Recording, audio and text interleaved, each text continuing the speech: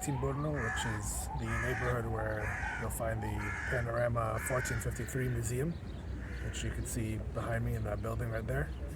And this is a museum that displays the famous Conquest of Constantinople led by Sultan Mehmed the Conqueror in 1453.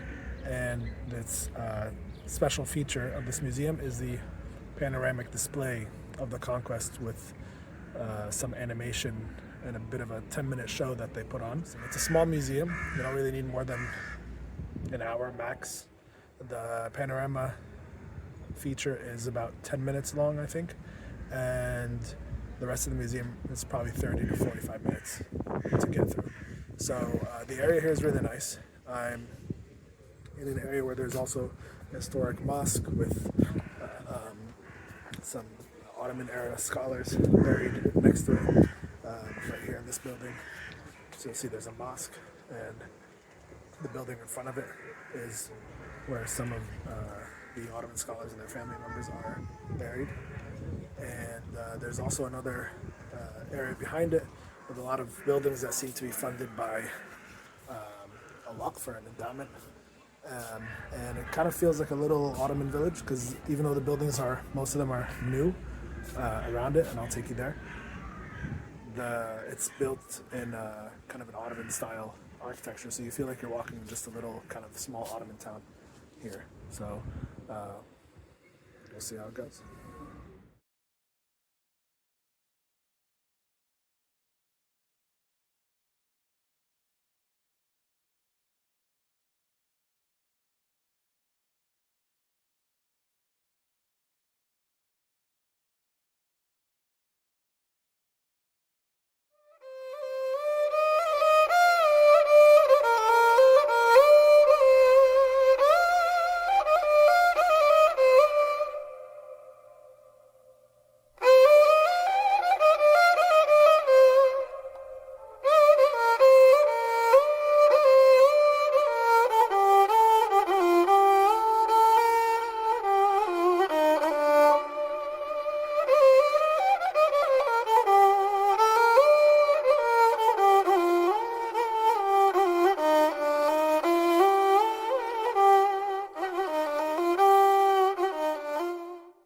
So you'll see out there, there's a bunch of what look to be dorms or apartments built by the endowment here.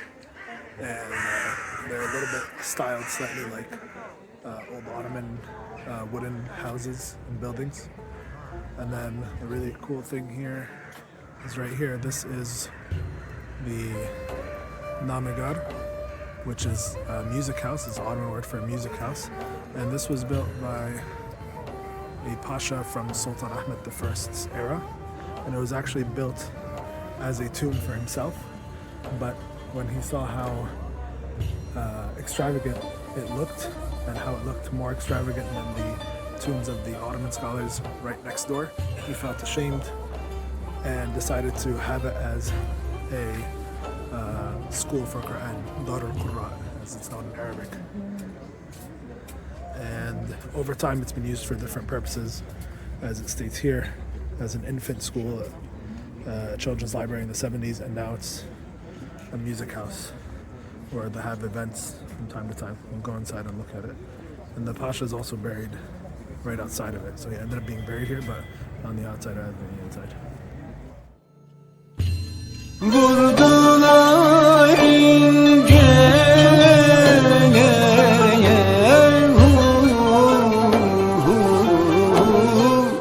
benim şahım halvetiyem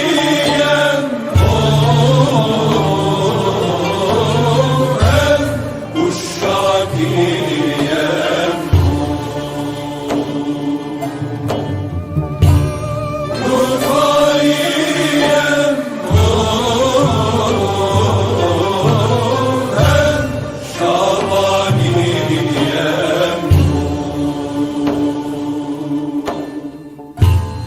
bindim şeyin gemisine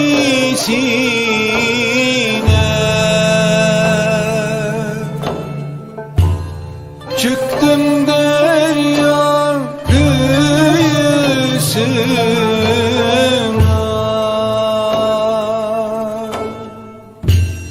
vardım ulular ulusuna, benim şahım.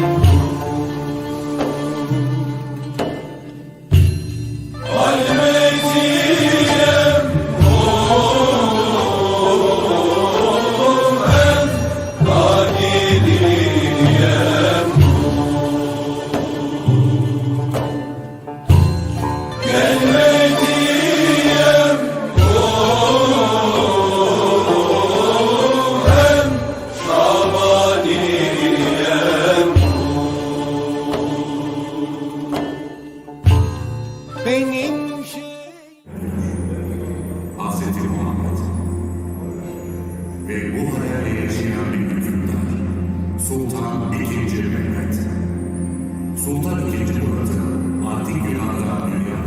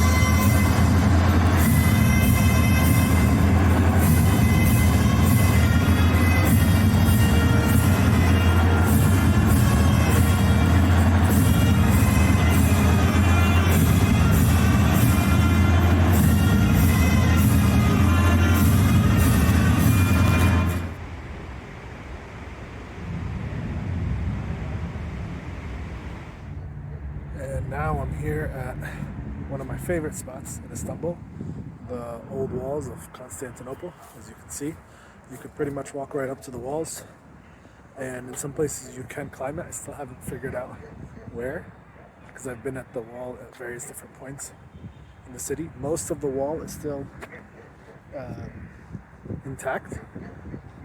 This was the wall that the Ottomans breached in order to enter Constantinople, and the museum is just not far, somewhere down there, and you can pretty much just walk like literally 2-3 minutes to get to the wall from the museum. And the museum was built at the Edirne Kapı, or the Edirne Gate, which is the point where the Ottoman soldiers first breached the tower and were able to enter into the city. So I'm gonna actually try to see if I can get on the wall at some point. I don't know where. I guess some people just climb right here straight up, but I don't know if we're allowed to do that. So I'm gonna try to enter from a point where there's an actual entry. This is in an area, around it is a really nice park. On a nice day, there's a lot of park benches, an area for the kids, things like that. It's a very nice area to hang out, and you get just like an incredible view of the walls, as you can see. And this is also where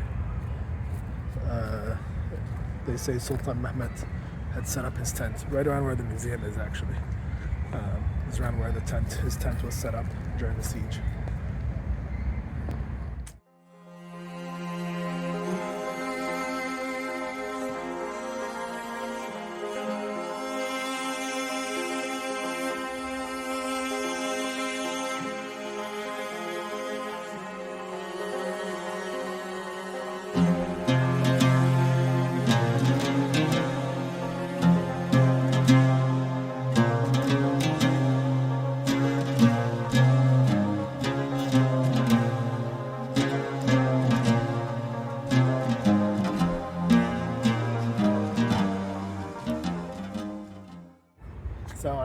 alhamdulillah, I made it onto the wall legally. I found an entry point that's accessible to the public, and there's no one here. At least I think it's accessible to the public, but there was a couple doors and they were both open. You walk through it. It's right next to the public library. There's a public library right at the Adinna Kappa where that flag is. That's next to that tower where the flag is the road. And that's basically Adinna Kappa, or the Adinna Gate. You go through there, enter through the area where there's a public library, and from there you can walk up onto the where this wall, access point to this wall. And it's pretty nice. Whole place to myself.